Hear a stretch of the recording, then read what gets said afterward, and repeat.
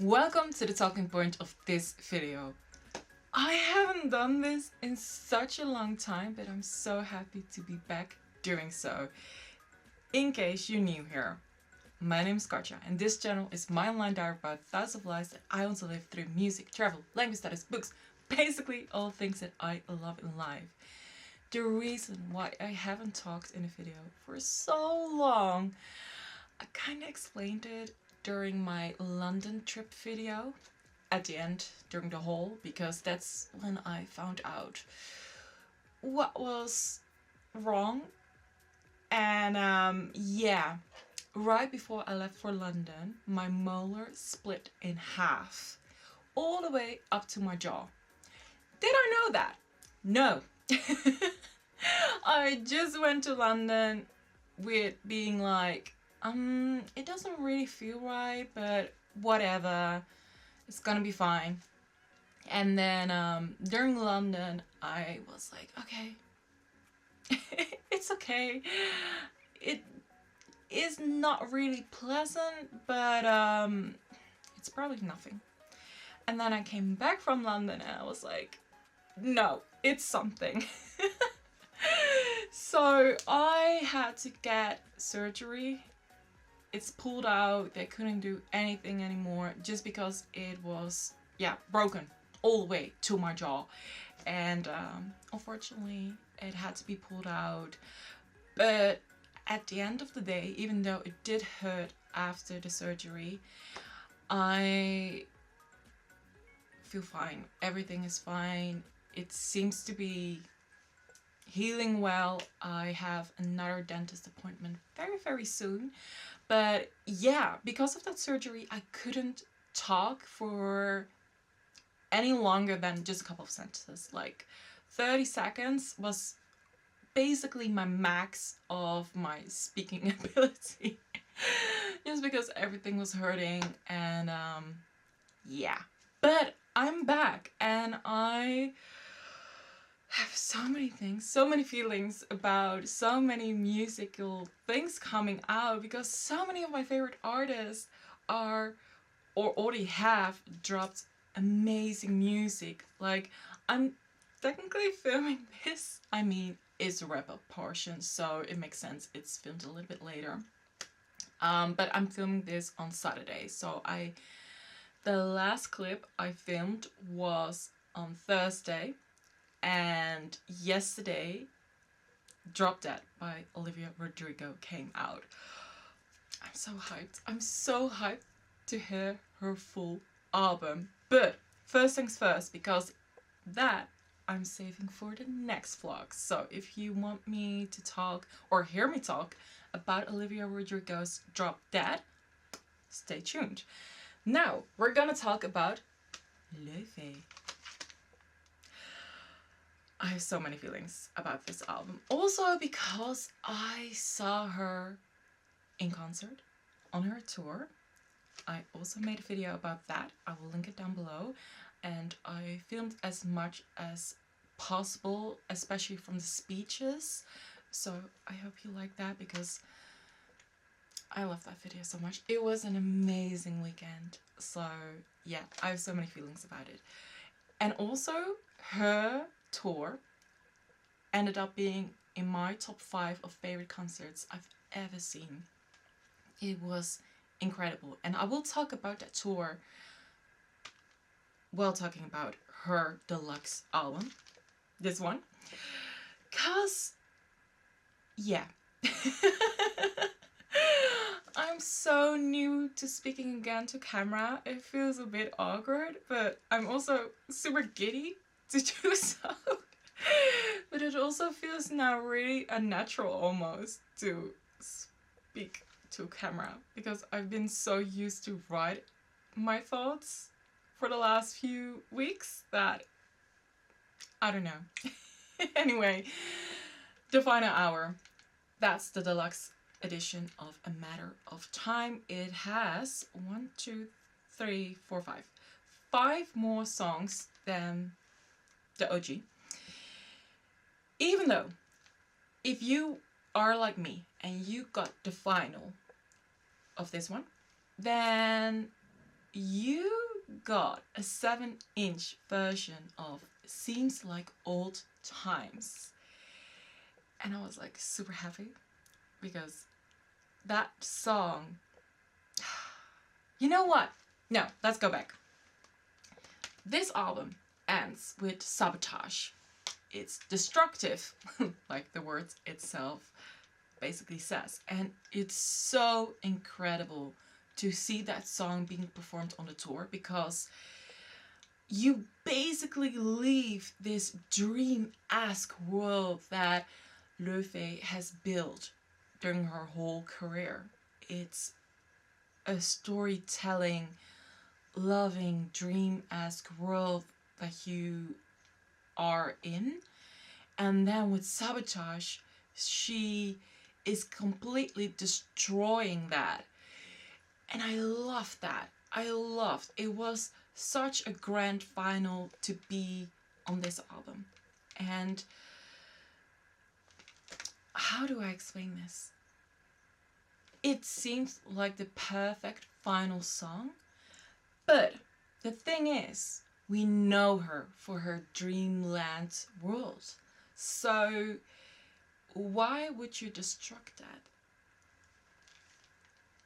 The final hour is the answer to that. It's going back to this dream-esque world, and it starts with Seems Like Old Times. So she pulls you back in her memories, in her storytelling. She's rebuilding what she has just destroyed. But then we get Mad Woman. And her feelings, the feelings that she was holding on to during the OG album, it's getting bigger, it's getting grander. She is basically explaining the Sabotage in a certain way. Like, I'm not going to do a deep dive onto the album because there are so many things to digest with that. But this is just my first thoughts about my feelings and the overall storyline that Laufey is bringing into the world with her music. And I love it. I also really love the music video. I think it's so clever. But with Mad Woman, she really goes into this grand thing of her feelings, and also it's kind of explaining the Sabotage, right? But then we have How I Get, and I think that's my favorite song of the deluxe part. And while I was thinking about that, like, okay, which is my favorite song of the deluxe part, I was like, I guess How I Get, but it very much has to do with my feelings and the memories I have attached to that song, because I was very lucky, I got to see this song performed during the tour. The song had only just released right before she played in Amsterdam, where I saw her. That speech she did was so clever. It was so funny. The whole stadium, well, what's the stadium? It's a dome. How big is it? So many people were there, but it's not an arena. Anyway, a smaller music venue, but than an arena, but still a very big place. And we were all laughing about her speech, and it was so funny. I believe I've put clips of that particular speech in my vlog that I did about the tour that I will link down below. But yeah, it was hilarious. And I don't know, I guess that's because I like How I Get so much, because of the memories that are attached to that song, but also because I also really like the song, how it is playing with certain things that we know Laufey for, but also not, because she is the way she is, and I thought it was really funny and clever. Then we get I Wait, I Wait, I Wait. And last but not least, I Will Forget About You. And then it says In Time Between the Hooks. I think that is particularly very clever because in time, the timing of it all, of her music, it's all like clockwork. And to say in time, being that the final words, I think the whole story is now finally told. And having the OG being sabotaged last, it is breaking this mold, and then it's rebuilding with the deluxe, but at the same time the chapter now feels finished, where with sabotage being last it wouldn't have felt as finished. So I think, yeah, mind is blown. I think it's incredible. I also really like that these songs sound, the deluxe songs, sounds like they belong on this album, because what you see a lot with artists when they bring out a deluxe, the last few songs doesn't necessarily are in the same chapter as the OG. They are already part of the next chapter, or they are the songs in between chapters. And I guess with the deluxe songs on here, it is kind of the in-between, but also not. It feels like it's still tied into this chapter, but you also see her moving on. And it feels like it ends on a positive note after Sabotage. So that's why I love it so much. I mean, I also got the pretty final that you saw earlier in this vlog. Yeah, I love it. I love it so much. I guess this must be my favorite album of hers. But then again, her works, each album, it has different memories of mine attached to it. So I can't say for sure. But I really love this album. So I'm wondering what your feelings are about this album, because I'm curious. And I would like to talk some more about this album. Anyway, let's wrap this vlog up with the thing that I was reading during this vlog, and that is the Apothecary Diaries Volume 6. I'm here, so only this bit is left. Yeah, I'm probably gonna finish it during the next vlog. I mean, I'm filming the next vlog already. This feels so meta. So yeah, I'm for sure gonna finish it during the next vlog. But I wanted to come on and talk a little bit about this volume, because it's basically where the second part of season 3 will be about. And it's kind of funny to me, because we see Mau Mau grow into her new role outside of the palace. Sorry, spoiler alert if you haven't seen the anime or read the light novels, or I don't know. Is the manga already there? Because I'm not that far with the manga. Because I've been so into the light novels that I haven't really got that far with the manga. But yeah, anyway, sorry, spoiler.